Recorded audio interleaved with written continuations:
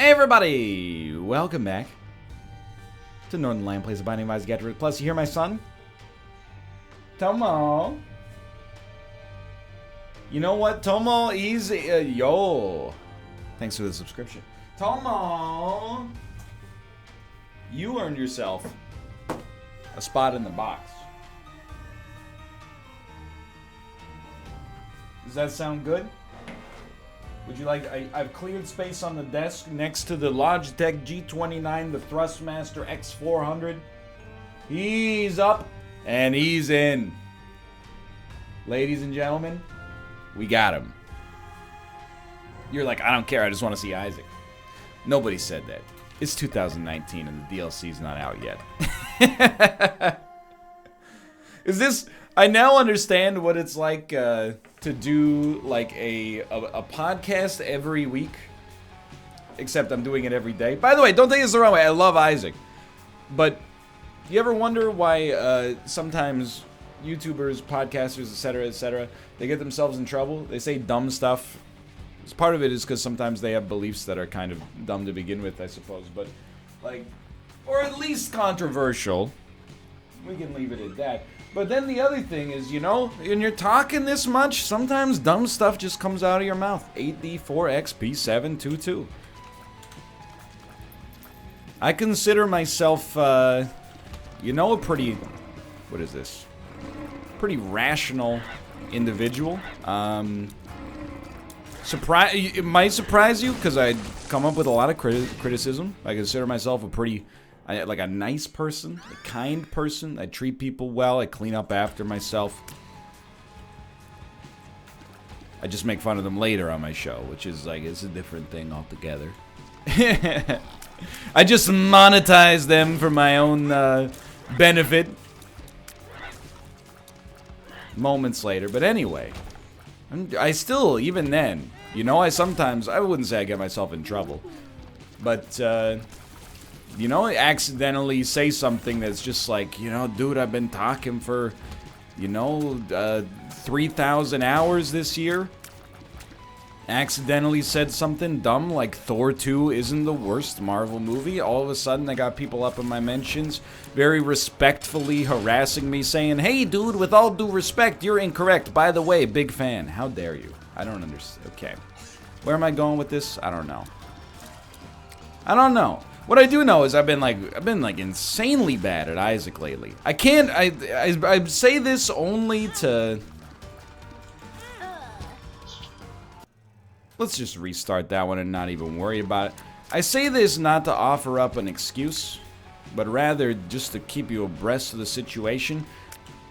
Had another night like garbage in terms of sleeping reasons last night. One of those weird ones where on Audible I got this this audio book that's actually like a college course, and I've made the biggest mistake of my life. It's called The Great Courses, The Great Works of Philosophy, Part 1. It's like 30 hours of, and I want to point out the quality of the work is incredible. The professor is learned, entertaining, engaging. The course itself, the audio quality is more than acceptable. It's a really good listen. The problem is that they do something that I didn't know when I bought it with one of my credits, which is at the start of every half-hour lecture, there's a fanfare that goes,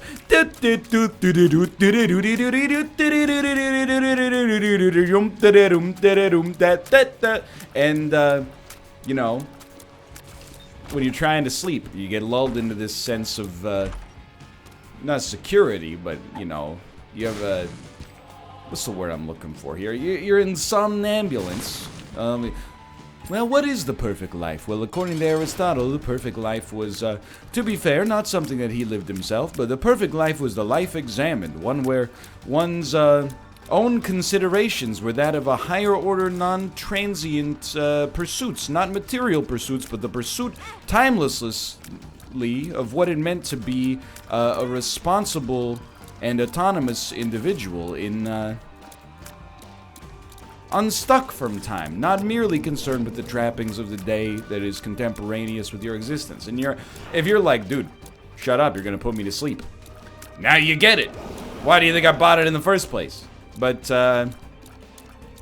then, you're just drifting off. Oh, yeah, Douglas, tell me more about Plato's myth of the freaking cave. And then, so you're going to say, NL, why did you stop listening to it? I did. I did. And at Dan Carlin, thank you so much. I very much appreciate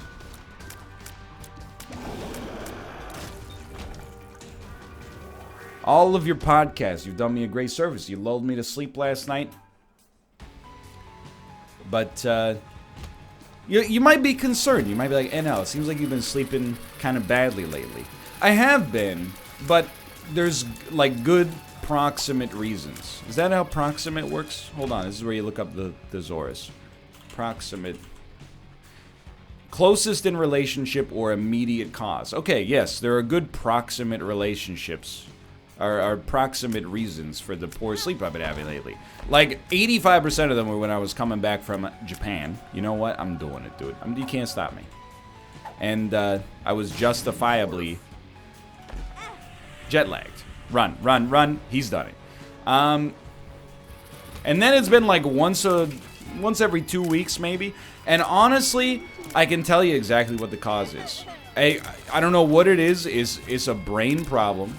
It's not stress. It's just, if I go to bed between, like, let's say my ideal bedtime is 12:30, okay?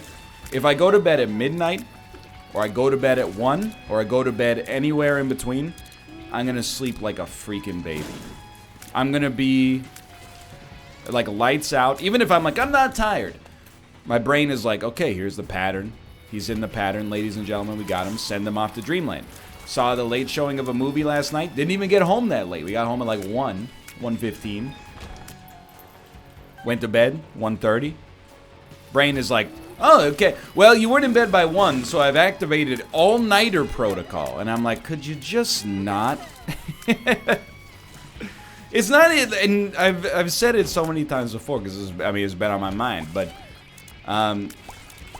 you know, well, two things. The first is I recognize that I'm like a creature of habit.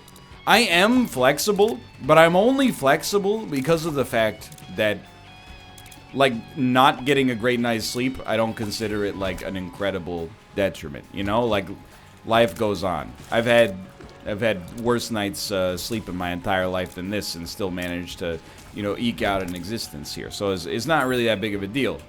But I'm very inflexible when it comes to being at like peak enjoyment. And the older I get, the more of a creature of habit I become.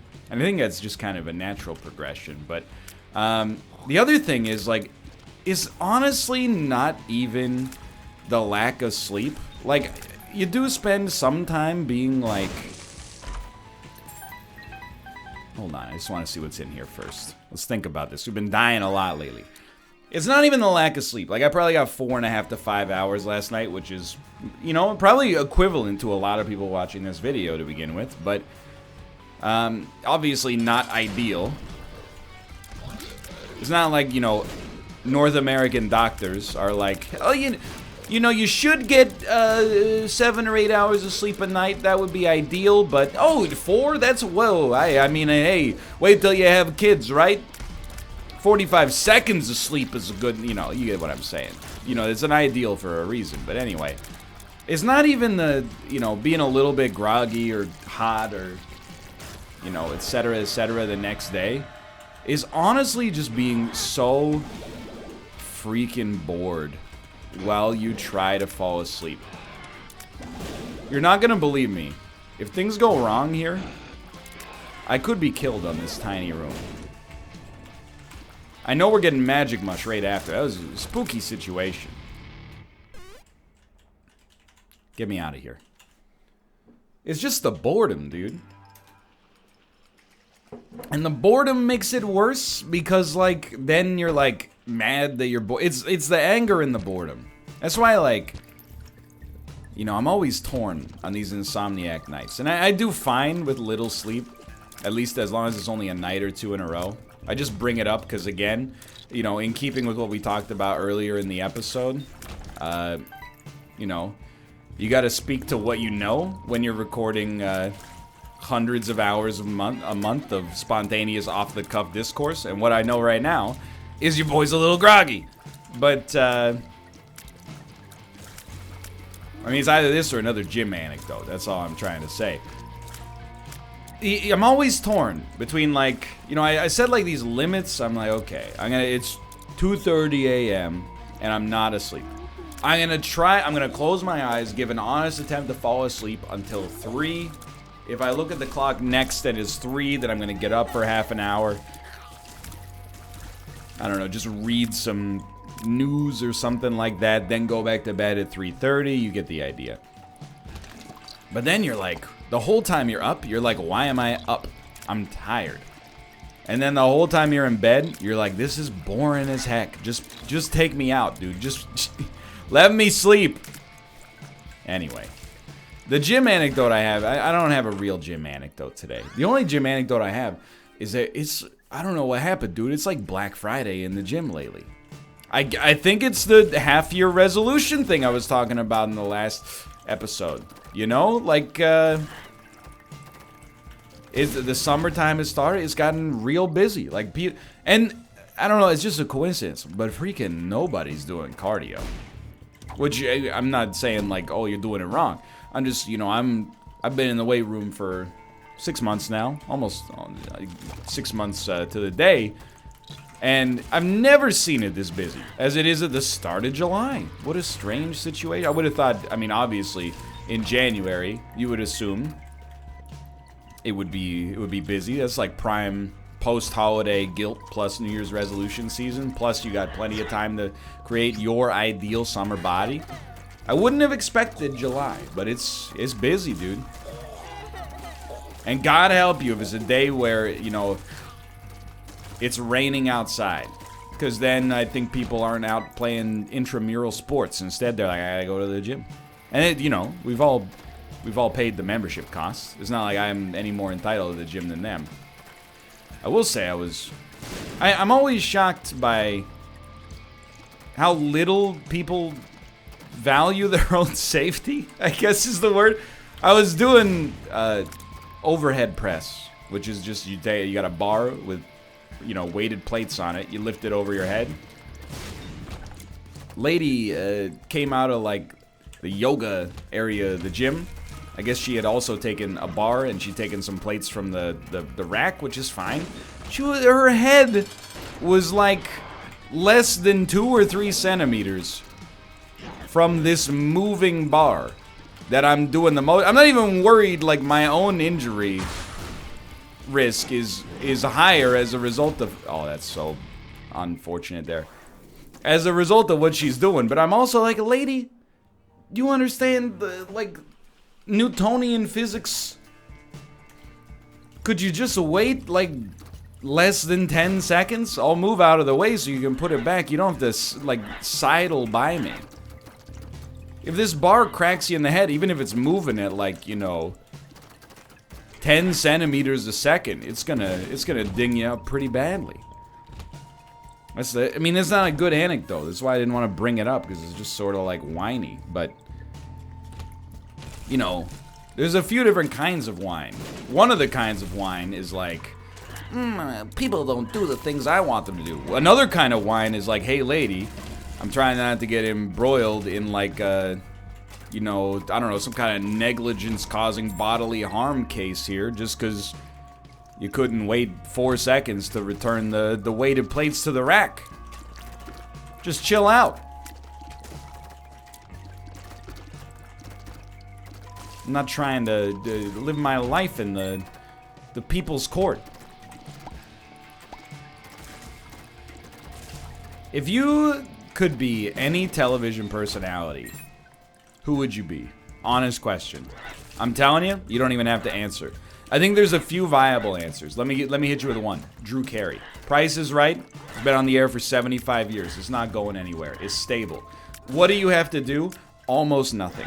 I'm not saying Drew Carey, he's not a talented individual. I think he's affable. I've probably watched, I don't know, 100 episodes of him doing The Price is Right. We used to watch it now and then in college for adult beverage purposes. That's how cool we were. I think I have no I'm not saying his job is easy, because he would probably look at my job and be like, my job's easy. But I'm like, hey, Drew Carey, one of us has a teleprompter. One of us is subsisting entirely on improv, okay? You get that tiny microphone out of here. I think that's a great job. So what, I mean, do you have to be at the office at, 8:30 a.m.? Yeah, probably. On the other hand, it's the most stable job in television history. But I think the Galaxy Brain real answer is Judge Judy. And I say this over and over. The thing is, like, I think at some point, you literally just have, enough money if your brain is not broken. I think, like, you're just like, I'm set. And, for some people, the threshold is definitely higher, and for some people, the threshold is definitely lower. But once you get into that, 7-figure salary range, I think you're like, come on. Don't be ridiculous. All right. By the way, come on. Don't be ridiculous. Let me out. We haven't even been to our item room yet. Dude, I'm playing, like, pure trash lately. But, I mean, obviously, like, I'm not saying you need to make $1 million a year to have a good job. I'm saying if you could pick the perfect job, and salary is a component of that, once you get into that range, you're going to start to... You're not going to be like, I'd like to be the CEO of Disney because he made $63 million last year. Really? Wouldn't you rather just be like, wouldn't you rather make like $10 million a year and have to do like, you could do something you love instead, like playing professional basketball or something? I don't know. Maybe you love going to meetings and shaking hands, so that would be for the best for you. But regardless, where was I going with this? Why did I inflict this torture on myself? Not Isaac in general. I mean, like, why did I take Cursed Eye? The Zane strikes again. Judge Judy, she works like 1 week a month. She records like 40 episodes of Judge Judy in that week, I suppose I should say. Why do we do things on a day, but in a week? What a strange... Okay, anyway. Regardless. I guess a week is a bounds, so it makes sense. Okay, we're getting a little sidetracked here. Maybe I'm the one with the broken brain. She makes something like $30 million a year, and all she has to do is... oh my god! All she has to do is, like... I mean, judge people, but I don't mean, like, in a legal sense. Literally, she's just like, shut up! I don't like your face. It's the greatest job. What's also, you might think that, like, Judge Judy is mean. I don't really think it's a mean program. I think that she is mean for entertainment purposes sometime, I'll admit. But they are also, like, resolving cases, Everybody on Judge Judy has agreed to go to Judge Judy and accept the judgment. It's like a non-binding arbitration or a binding arbitration or something like that. So they're basically being like, hey, your case seems hilarious. Come do it on our show. We'll fly you out to LA, and you don't have to get embroiled in like a bitter legal battle. Instead, just let Judge Judith Scheinlin handle your case for you. I think you even, like, something like you get $5,000 for being on the show. And if your judgment is less than $5,000, you pay the judgment out of that, and then you take the rest with you. Maybe it's not $5,000, but anyway, you get the idea. And you might be like, $5,000, that's a lot of money. Dude, do you have any idea how many people watch Judge Judy? It's like the most popular show in its time slot for 20 years running. And it's been running since like 1998, and its time slot is like 11 a.m. to 5 p.m. I don't know if you've looked at the television guide in the afternoon of a weekday recently. It's the only show that airs on TV. It's just that and weird public access where people call in and they're like, how do I refinish my coffee table? Those are the only two shows on TV. Anyway. I bring that up because it's also, right now is NBA free agency. This is on the fiduciary sense of the conversation from earlier. I bring it up because NBA free agency is happening. NHL free agency is happening. And I just, I disagree with a lot of the armchair general managers, I guess. when it comes to stuff like that. Like, when people talk about where a player's gonna go, they always, in the NHL, they're always like, well, they could play in Toronto. It's probably the largest hockey market on planet Earth. They'll be offered, you know, quite a lot of money, you know, close to the maximum contract that, I mean, I guess there's not a maximum allowed in the NHL, right? I'm not sure, but close to like one of the highest contracts in the entire league right now. But on the other hand, they got to pay Canadian income tax. Whereas if they play in Florida, 41 games a year are in Florida, which has no state income tax. So effectively, over the course of their contract, well, every year they'll make like another $730,000. Now, there's no way to say what I'm about to say without it sounding insulting to Florida, and I don't mean it like that, okay? But you really think, you know, you're like a 28-year-old professional athlete, you probably made 8 figures over the course of your life so far, and you're like, well, I could live in, I'm not saying you'd rather live in Toronto, by the way. I'd rather, I don't know, it'd be close, because Florida's Florida, with all the good and the bad. Toronto does get very cold in the winter time, though. There is that. I'm not, and, you know, Toronto would be pretty high up on my list of cities if I had to leave Vancouver I would like to live in. But if I had to leave Vancouver, I probably would be accepted from living in Toronto because it would probably be like a financial thing. The cities are like at the exact same level. Unless you're buying out. Maybe you don't need to get into that, okay? They're close. Regardless. You know, you're Artemi Panarin, and you're like, people on the our hockey are like, man, when you really factor in income taxes, he took a huge pay cut to play hockey in New York City. He could have been playing in St. Petersburg, Florida. Like, he's a multi-millionaire young adult professional athlete. You think he doesn't want to live in one of the biggest cities in the world? I here's where I'm going with this. It's just like, once you hit that level of FU money, you can really start to, you know, think about other things. Like, if you work a normal job, that sort of stuff is of critical importance, you know? Let's say you make $50,000 a year. You know, it's good money. But if you relocate, you know, you could make $45,000 a year, but you look at the tax law, you look at the cost of living, you look at the real estate, etc., and you're like, you know, our lifestyle could actually be much nicer if we moved out of maybe a major metropolitan area and moved to a more rural area. And there's positives and negatives with both, you know. I've lived in the country for a big part of my life, sincerely. I love living in the city as well. What's the big benefit of living in the city? Well, you get access to stuff people want to do.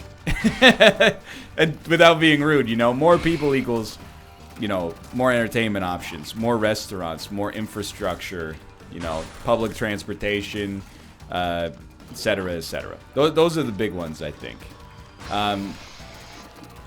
What are the main benefits of living in the country? Dude, there's a lot of them that I feel like people who live in a city are ignorant to because they maybe have never lived in the country. Here's a big one for you. You save a crap load of money. Just a staggering amount of money. Because you don't go out to eat. You know, I grew up in a town. Yeah, let's do this. Oh, come on, dude. We need something a little more. I grew up in a town that, I mean, it was kind of like, it's like an administrative district. It's not even, like, the town doesn't have a name. People always tell me, well, Kingston it's not a small town. Yeah, I know. I tell people from Ontario that I grew up in Kingston so that they know, you know, roughly the geographic region where I grew up. I tell people from the rest of Canada that I grew up near Toronto because they have no idea where Kingston is. Truth is, you know, I grew up on a road that was a number. More or less. It was like, oh, yeah, I live about 4 kilometers down Road 3. I mean, literally, it wasn't Road 3, but you get the general gist of it. The closest restaurant was like a half-hour drive, and it sucked. You save a staggering amount of money. Now, mind you, if you ever have to, you know, go to the airport, it takes you 8 hours just to get there. But You know, there's positives and negatives. But once you hit that level of money where you're like, well, I can make $10 million American a year to play in New York City, or I can make $10 million a year to play in Florida, but the Florida tax law is much more lenient. Like, come on, man. You want to live in New York City. I don't mean that to be insulting to Floridians, okay? But I mean, if you like the lifestyle in Florida, then go live in Florida. Don't just live there because of tax law. In fact, I think that's way more insulting to Floridians to be like, well, I never would have lived in this crap state. But now that I've seen your lenient tax law for multimillionaires, I've decided this place is for me, you know? I'm sure there's plenty of justifiable reasons to live in Florida or Arizona. You know, or trying to think of other places free agents don't like to go. Oftentimes free agents don't like to go to Vancouver, and to be honest, I understand that, because if you're making $10 million a year, whatever, you know, you go where the money is. If you're making $1 million a year, and you might only have a career in the NHL for like 3 years, I understand, you'd rather not come here. Makes perfect sense. As soon as you buy a place, you're like, well, I'm playing this year for free. If you're a superstar, it matters less. That's what I'm trying to say. But I don't know if it came across there. I'm like, you know, these athletes, they're not at a level, like, they're not at the level where they can just throw their money into the trash can. But they can definitely afford to take, like, a percentage hit to be where they want to be. It doesn't all come down to, you know, the take-home income at the end of the day. But also, I mean, I don't know, it must be weird to be a professional athlete, dude. Because it's like this Kawhi Leonard stuff. I'm probably saying it, Kawhi, what? Dude, okay. K. Leonard, you know, the Toronto Raptors championship winning NBA Finals MVP. My man is getting hounded by, like, he's been chased by helicopters and stuff, surveillance vans, following him around trying to see where he goes. Dude, that sucks. Stop doing that. Like, I'm the most minor celebrity you could ever imagine. And even then, like, sometimes it blows. Like, it's cool, don't get me wrong. But also, literally every sentence I say is subject to the most minute form of criticism by hundreds or thousands of people every day for my entire life. You know, well, NL said he prefers Dijon mustard to honey mustard. Does he know that Dijon mustard back in the 1800s, historically, they subjugated their workers and were union busting? It's like everything you say is open to, it should be open to criticism, but as the lightning rod for that, not that I even get that much of it, it can be frustrating without a doubt. Please, God. Please! It's alright, Pandora's box is pretty good here. You know what? No, we need the book, I think, still. I'm just saying, like, you know, I get it. And then multiply that, I don't know, how much more famous is Kawhi Leonard than I am? He's got to be at least, I would say at least 500 times more famous, to put it realistically. Now, he's not doing badly for himself. I'm just like, as the human being, it's gotta suck. That's all I'm saying. And it sucks even more because, you know, I think most rational people would be like, yeah, that's kind of a violation of his privacy. But then, what do people say every single time in response to that? Well, he can console himself with the buckets of money that I get for watching his games for free on reddit.com/r/NBA streams. Oh, I wish I had Kawhi Leonard's okay, I mean, I get it, but, like, you know, simultaneously, that doesn't mean that it's not messed up. Yes, he is wealthy, but, you know, does that mean, like, because he makes a lot of money, like, he doesn't have the same kind of rights and protections, and, you know, the rules don't apply to Kawhi Leonard because he's making so much money that you can kind of treat him like garbage or like some kind of weird spectacle, you know what I mean? I'm not at that level. I'm happy I'm not. Dude, to be honest, I'm stoked when my tweets do garbage. I see, like, there's YouTubers out there, they can tweet, like, hello, and then within seconds, this is literal, by the way, within seconds, it'll have thousands of hearts. I honestly don't think, like, I don't think I'm incapable of handling that level of fame. You know the expression, like, absolute power corrupts absolutely? I don't necessarily believe that. I believe that there are people out there who could shoulder the burden of absolute power without becoming monsters. I believe there are probably people out there for whom power has actually made them better people, believe it or not. I mean, it probably sounds a little bit naive, but, you know, I know people in my own life who, I mean, age is also a factor as well, but, you know, when they were younger and had no responsibilities, they were kind of, you know, I don't want to say garbage. They did some garbage things as they got older and got more responsibility. They become, like, downright noble. You know what I mean? But I think especially some of these YouTubers, they get famous when they're, like, 17, 18, 19, even, like, 20, 22, 25 years old. You know, to have thousands of people that no matter what dumb stuff you say, or let's not even say dumb, just inconsequential stuff you say, they're like, you got me again, dude. By the way, I love you. I think that has like an effect on your brain that people don't consider a lot. It has an effect on me, which honestly is part of the reason that I actually like being open to criticism. Like, would it be easier for me if literally every comment that I got was like, I love you? Yeah. I mean, it would be easier on some level.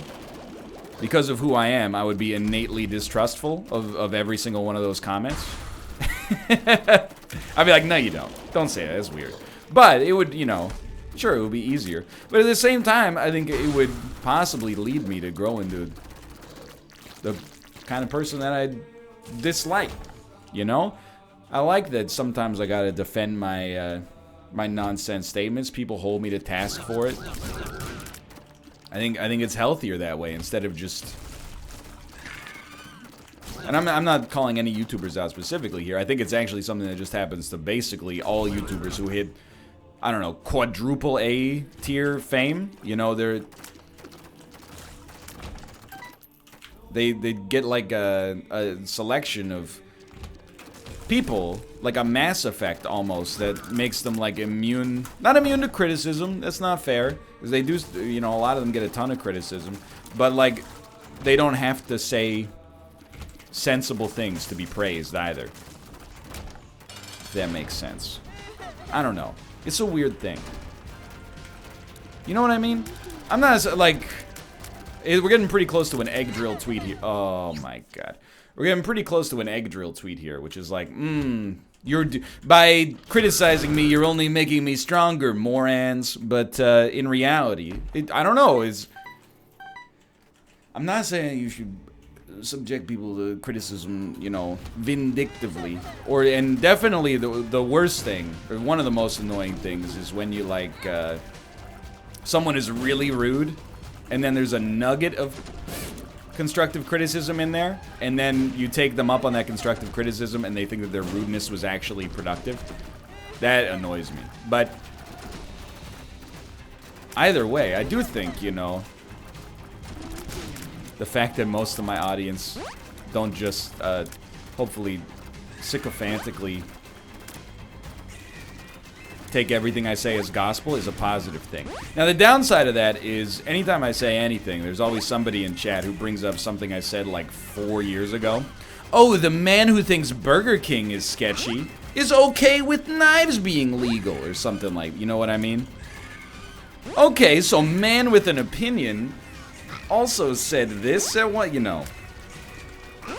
You get the idea. But I think I'd rather have it that way than the alternative. Please, God, just be erased from existence here.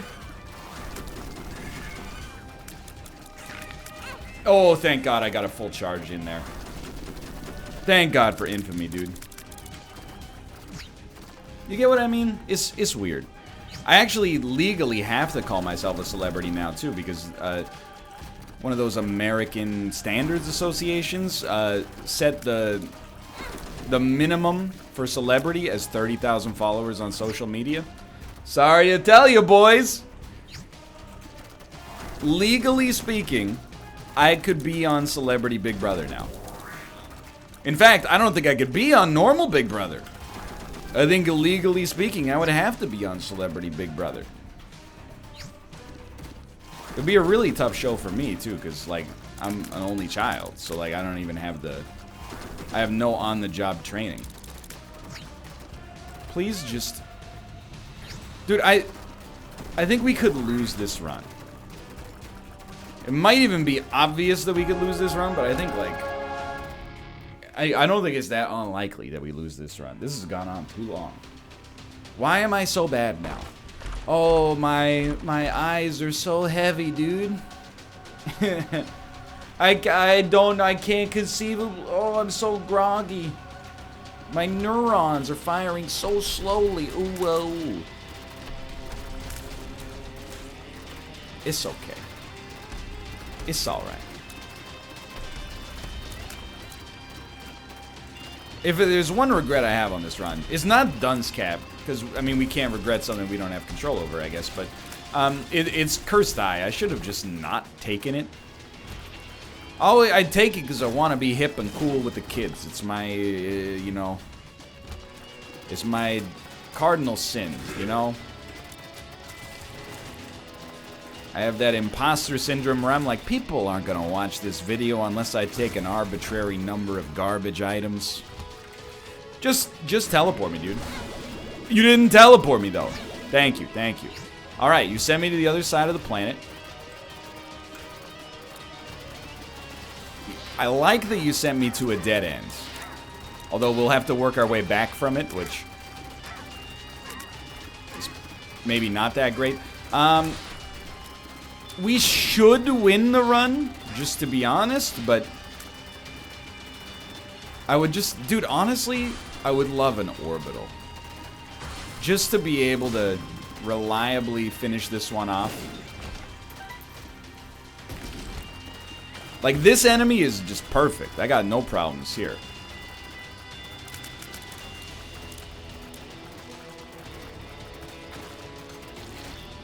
But some enemies really, really cause us problems. Mostly because, like, you know, if we could just get in there and do a war of attrition, it wouldn't be so bad. But getting hit causes us some real issue. Demon Baby is not quite good enough to get the job done, you know what I mean? Okay, so this is a bummer, but life goes on. Do not teleport me. This is not a teleportable situation. I would rather not.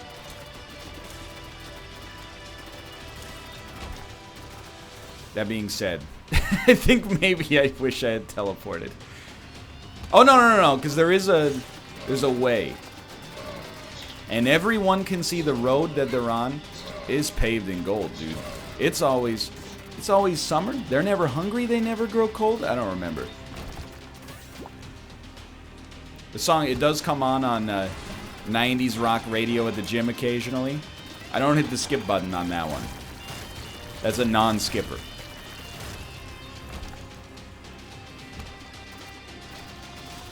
I mean, this is not a teleportable situation either, but I'm just saying, like, there's a temptation.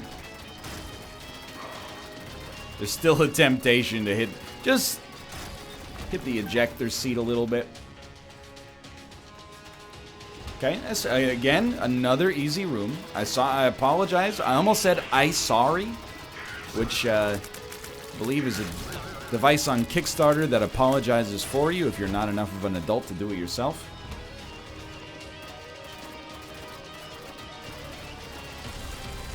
I apologize that it's a banter-poor section of the video, but simultaneously I'm relying on every single piece of Isaac knowledge I've ever learned in my entire life to get us through this.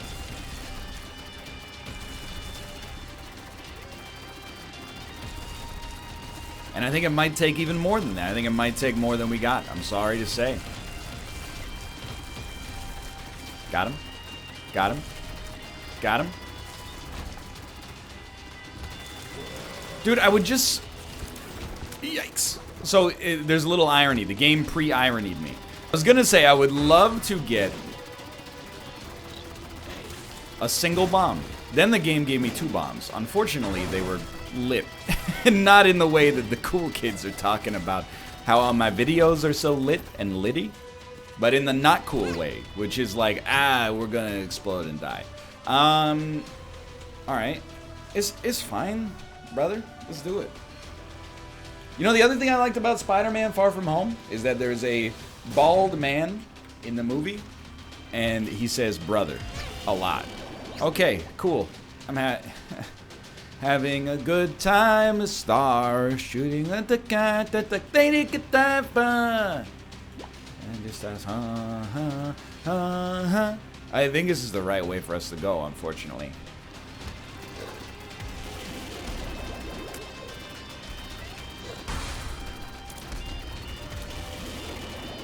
It's I can't. It's been so long since we finished a video with a negative streak, dude. 0, I'll allow. It happens. Negative. Because -1 streak is 2 losses in a row. You go to 0 first.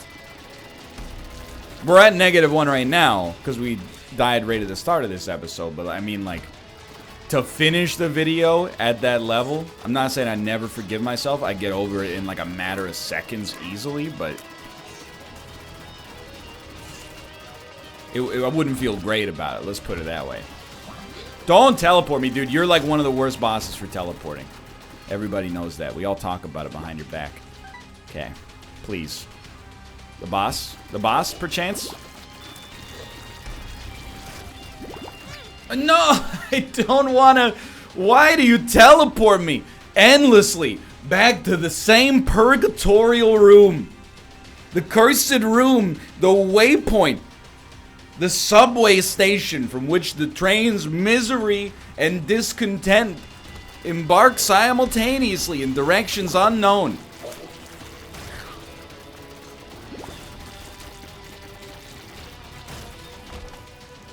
Okay.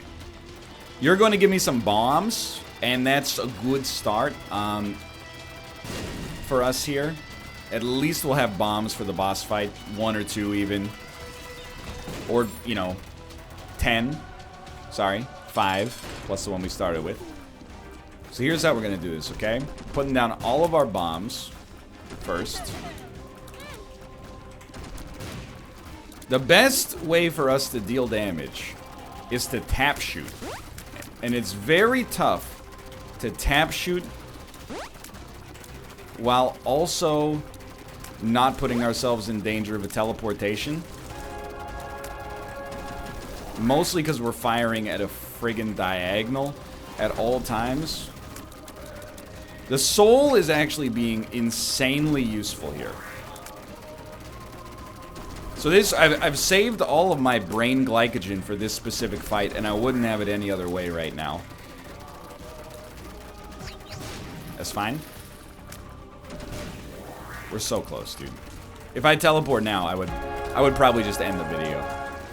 Okay. Oh my god, we almost went the wrong way. Thanks for watching. I hope you enjoyed. If you did, click the like button. It was a great deal. Of course, subscribe if you want some more in the future. And I just want to see you next time. See ya. Gotta go.